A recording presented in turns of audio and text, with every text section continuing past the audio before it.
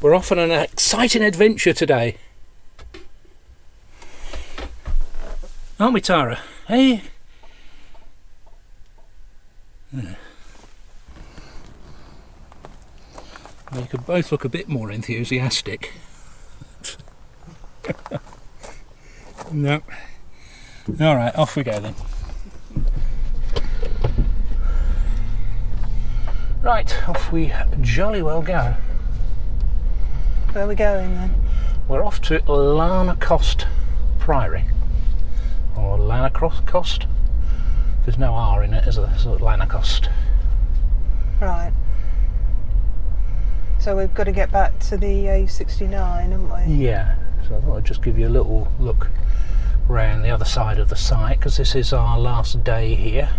Yep. And tomorrow we're back home again. And then we've got, I think, a week. Is it a week? About a week, yeah. A week before we go to on our tranquil parks tour. Yeah. So we've got 4 sites, adult only sites, Yeah. in the tranquil parks group. Yep. And going to see how we get on with that. Now, at exit number 434 Hexham, take the exit left.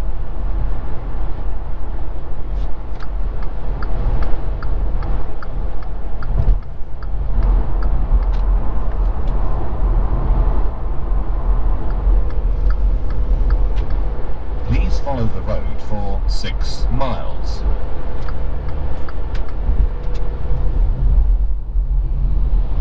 Warwick Bridge. Nice bridge. Towards Hexham. Just following the A69. Start seeing the signs for Hadrian's Wall and Vinderlandia.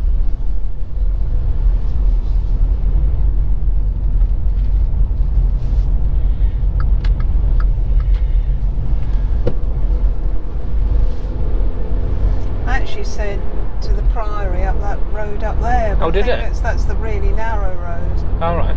So this will be interesting to see. Because we didn't think we could bring the van, did we? No. Should have gone the really narrow way then, shall we? Well, no, because I wanted to know whether we could bring the van. If we've gone the Okay. really narrow way, we'll just think, no, we can never, ever, ever bring the van. Okay. In 400 yards, turn sharp left onto the A6071 towards Brampton.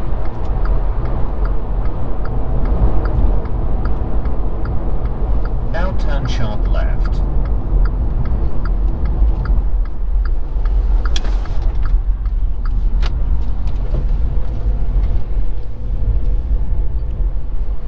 In 300 yards, turn right onto turning course Lodding.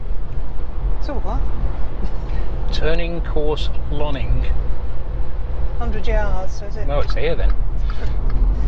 Now turn right. This turning course Lonning. What a name. Okay. So thinking with a motorhome hat on here. This is still okay. In 300 yards, turn right. Now turn right. Priory 1 mile. Yeah. I think the other road comes down there. On the left there. Yeah, Yeah. and it was very narrow at the top. Okay.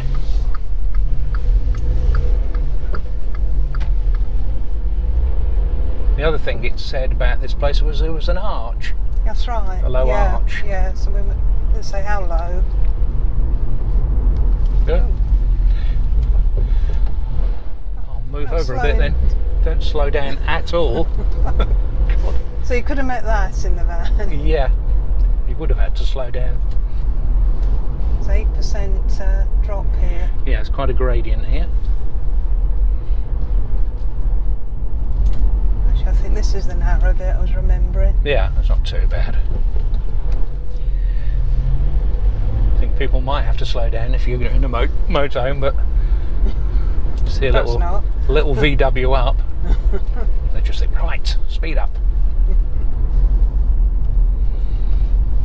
Yeah, it's this bit I remember.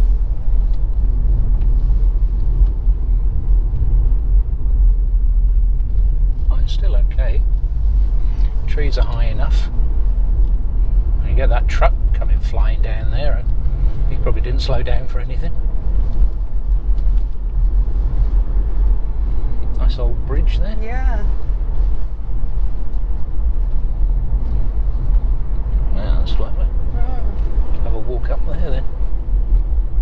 Could do, couldn't we? Have a little walk. You are approaching your destination. Because we're a bit early, aren't we? We're supposed to be here at what, 10? 10. What time's it now? 9:22. Lanercost. So presumably it's in here.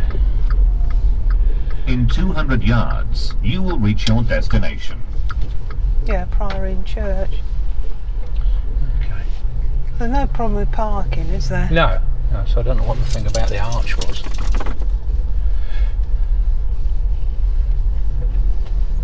We're going to park somewhere then. Yeah, seems as good as any. So no way, apart from that road, would you bring the van? Yeah, bring the van. Yep. Definitely. Well, you're all excited now.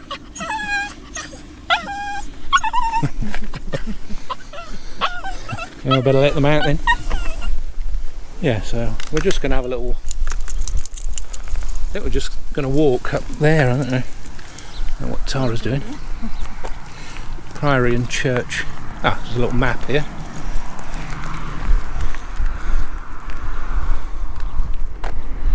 There's the Hadrian's Wall Visitor Centre as well here. There's a tea room. The Priory. Priory's down there then. Yeah. What? Where? No, that's a gift. There. Is it? Yeah. You sure? Oh, there's a sign there that says Priory and Church. Oh, right, okay. Do you want to have a quick look where it is?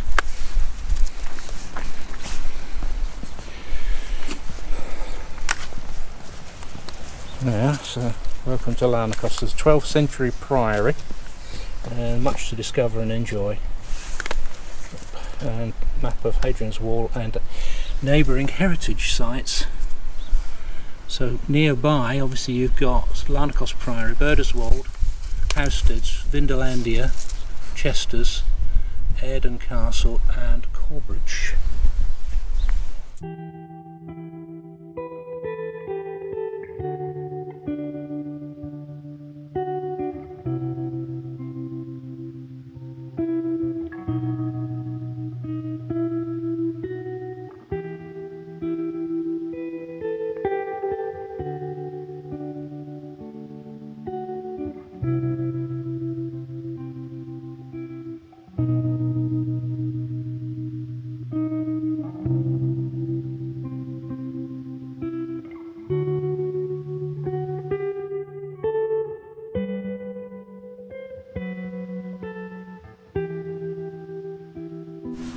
I'm going to be viewing this. I've got to go through the shop, so I've got to wear the mask. But I think if I leave this mask on and when we're going around the priory, I'm going to be viewing it through steamed up glasses. There is a technique to stop your glasses steaming up. Yeah. Well, you're supposed to pinch that thing at the top, aren't you? There. Yeah. Because that's got a bit of wire on it. That Yeah. helps. You don't have to do all this, do you?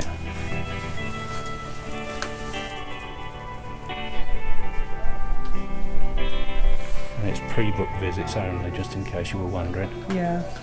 We booked for 10 o'clock and there's a couple of people just ahead of us, so we're waiting before we go in the shop. Because you've got to go through the shop to get in there. The church door is also open, so when you go back out, Right, we go in there. Great, okay, Right, thanks. thank you.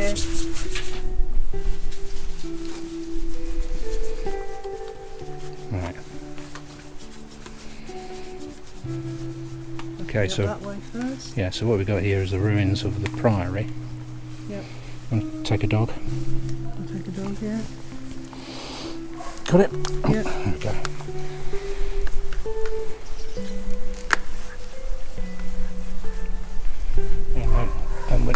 And the old church, so and apples. An apple tree here. That's not like the number of apples. No, the we apples get. or pears? No, the pears, aren't Pears, aren't they? they? Go on, pups. Don't know how long I'm going to wear this mask for, but Got to wear it when we go back down. Yeah, I suppose so. We'll start over here. So the night stairs led to the dormitory on the first floor, allowing the canons to easy access to the church for their nighttime devotions. Wow. That's quite impressive, isn't it? Oh, that's right. Now there's some tombs here, aren't there?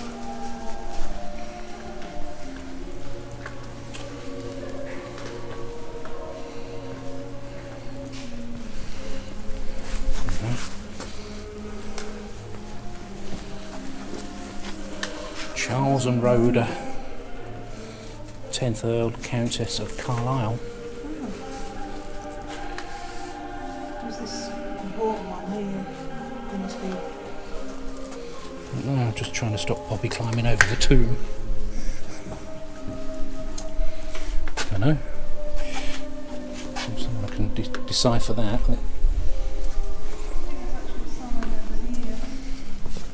Just going to look at the sign.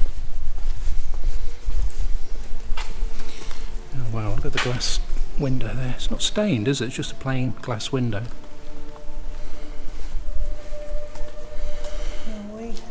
So these are about the grave monuments. Yeah. Okay. So 16 is probably the big one. Charles Wentworth George Howard and his wife Mary Priscilla Harriet. 1822 to 1843. She didn't live long, did she? Blimey. Could do with taking a picture of that, and then that's the big tomb, isn't it? Yeah. Yeah. Yeah. So I didn't notice here, this is the effigy of a knight, 13th century knight. Just sitting there in the corner by the window. Over here, oh look at that little baby one. Sit in this chair. Dear. Go on.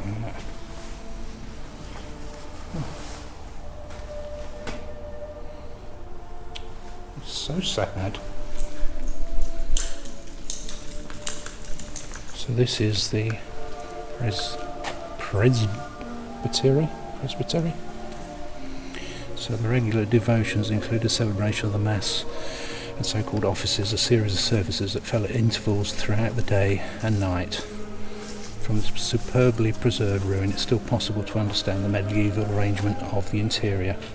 Presbytery occupied one of the four arms of the church, which was laid out on a cross-shaped plan, separated from the public nave, now the parish church, by a stone screen called a pulpitum.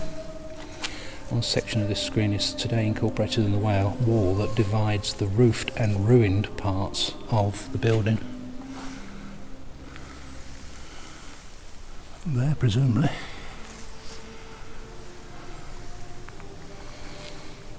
You can still see sockets in the masonry for the lost furnishings of the interior. The canons sat in wooden stools facing one another across the building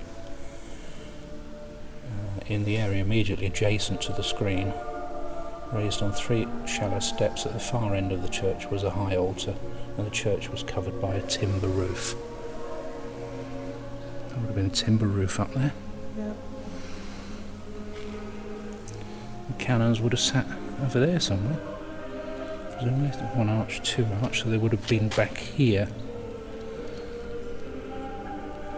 And over here. Oh, you still see the sockets in the wall here, can't you? That's what it's talking about, I guess. There. And up there. And over there. Yeah. Yeah. There's a bell up there. All the way up there. You're not going to ring it, are you? No. No.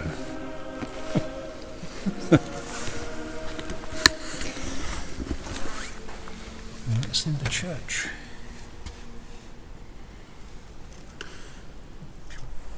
We've just come out into the bright sunshine, haven't we? all togged up in our coats. So I was just going to have a lie down here. Which was. Got out. If you're too busy exploring, aren't you, T? Oh, I'll have a wander around here then. She's having a roll. Oh, no. Just like a roll, Tara does. Come on.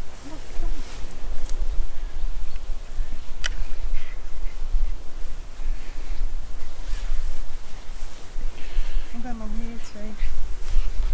You can see all the foundations, can't you? Yeah. Probably Give could. us some history about here, couldn't we? Pops, could we just move on, please? Probably more interested in the sheep poo.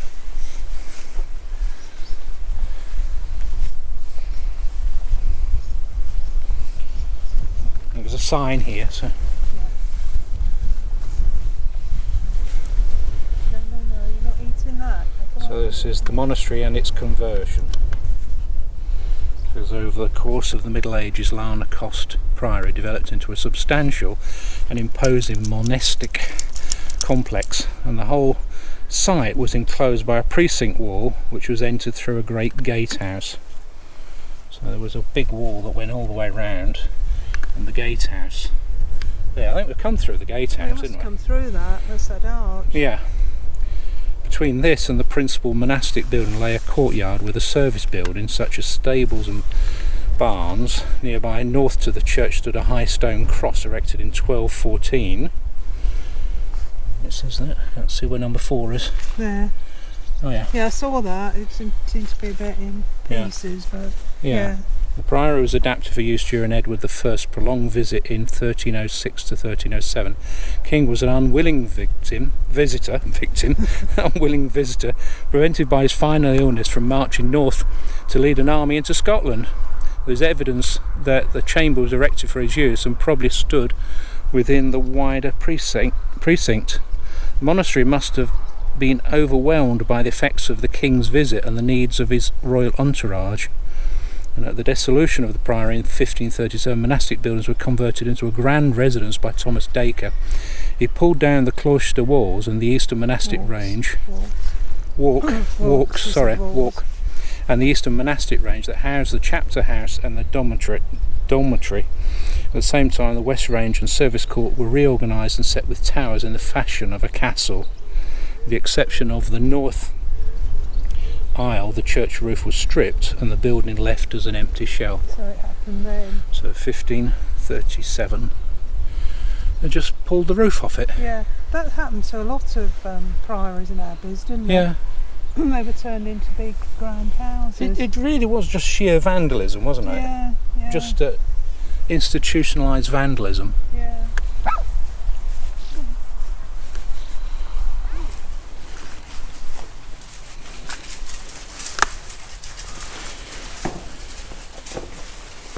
This reminds me of Fountains Abbey. Yeah, and there's like a mini scale. Yeah, on a smaller scale. You've got obviously the vaulted ceilings. What are those? They've got chimney pots, haven't they?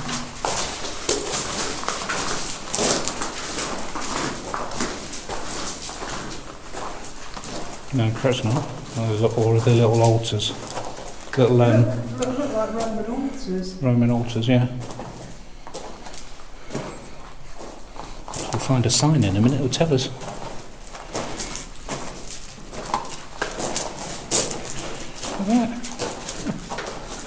Look at that. Sign's been taken off it, hasn't it? So Yeah. no idea what it is.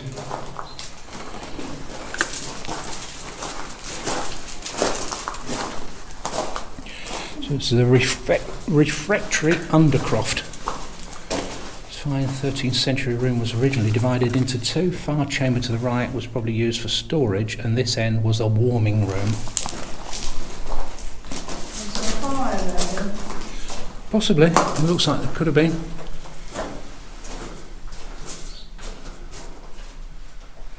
Blocked off now, but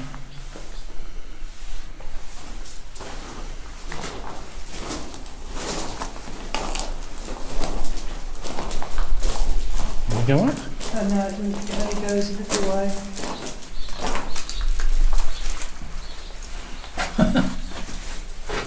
Doesn't go very far at all. Poppy size room. Should we go up these ones instead? Go on, go up here then. Go on.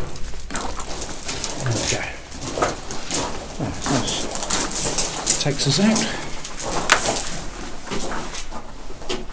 What's that little area behind there? There's what, sorry? So what's this behind here? I know. Have a look.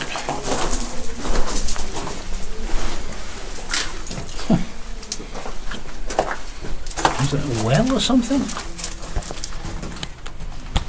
Get the camera in there. Have a look.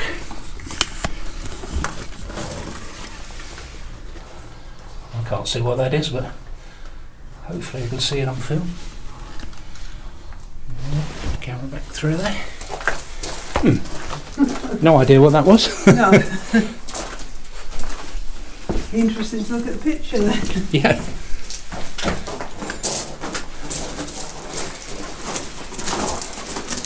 Let's go out.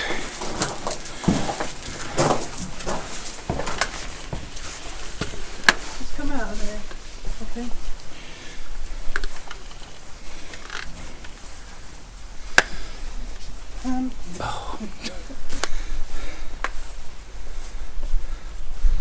So this ornamented recess incorporated a line of basins in which the canons washed their hands before the meal. There's a load of So like basins there. Yeah. Like little sanitising stations. So this is the cloister, so Jenny's going to read it for you. It was the hub of daily life in the priory. It comprised 4 covered walks enclosing a central courtyard. Which is obviously this. All the way around here, Yeah. isn't it? Yep. Got that bit. It says some surviving stone fragments suggest that the 13th century cloister walks were richly decorated with sculpture. So that might be what's on the floor Something like in that. there. Oh, what the decorations were in the floor in there then? Yeah. And the sloping land here meant that the cloister had to be laid out on 2 levels, which was an unusual arrangement. Okay, yeah, because there's obviously higher up here. And then it goes down. Yeah.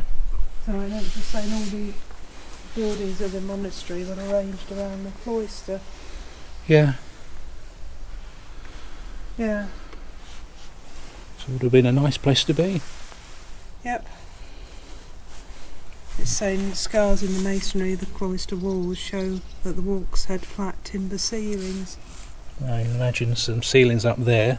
Yeah.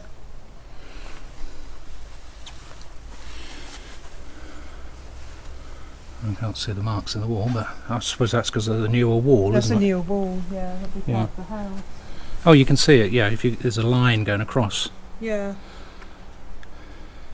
Yeah. So Edward I appears to use the cloisters for exercise during his stay, Okay. 1306 to 7. Presumably, by the sounds of it, he wasn't well when he No. came here then. No.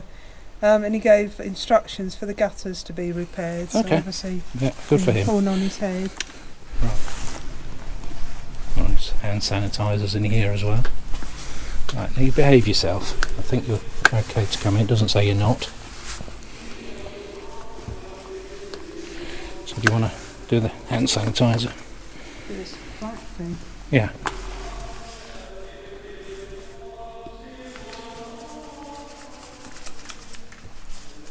Quite a lot.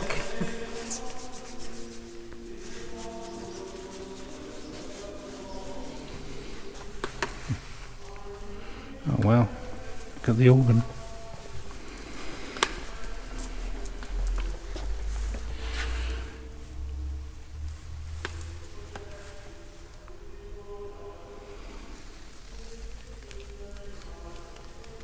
It's beautiful. Some of the history there. Just I a minute. think I remember. Puppy. Other dogs. Particularly that one there. This one. Yeah. All about Edward I, Hammer of the Scots. So he was a skilled and accomplished military leader who earned a fearsome reputation for ruthless campaigns he waged against the Scots. He visited Lanercost 3 times, and the last and most prolonged visit during the winter of 1306 and 7. Great Seal was brought here, making Lanercost the centre of English government.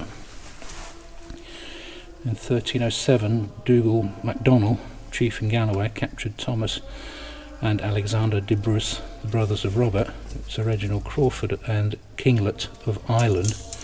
He sent the heads of the two to Edward I at Lanercost, from where Edward sentenced the others to be hanged and beheaded at Carlisle. 4 years later, after the death of Edward I, Robert de Bruce, King of Scotland, came with a great army in the month of August to the Monastery of Lanercost and remained there 3 days, making many of the canons prisoners and doing an infinity of injury. Such raids continued for much of the 14th century. In October 1346, King David of Scotland, coming then to the Priory of Lanercost, where dwelt the canons, venerable men and servants of God, they entered arrogantly into the sanctuary, threw out the vessels of the temple, plundered the treasury, shattered the bones, stole the jewels, and destroyed as much as they could. The rebuilding which had to be done following these raids plunged the canons into heavy debt. More and more of the estates had to be sold, and by the 16th century the income of the house had fallen to below £80 per annum. You know what's called a dossal? Dossal, yeah, I was going to say. And in 1881, George Howard, 9th Earl of Carlisle, commissioned his friend William Morris to design a dossal for Lancaster Priory. No, And that's what goes on the altar at the front there. Okay. And William Morris's daughter, May, was an excellent embroideress. So it's all embroidered, this? Yeah, she's I don't know if she personally did it, but that's the design. Wow. It's beautiful. Yeah. And that would go on the altar. First being Being hung hung on the site, site, which it was originally designed. Yeah. Wow.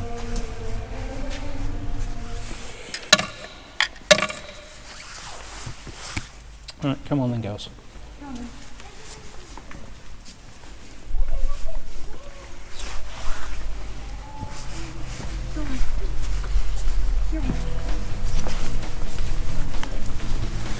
Yes, I hope you enjoyed that. That's Lanercost Priory and Church. And if you did, give us a thumbs up, remember to subscribe, and we'll catch up with you in the next one. We will.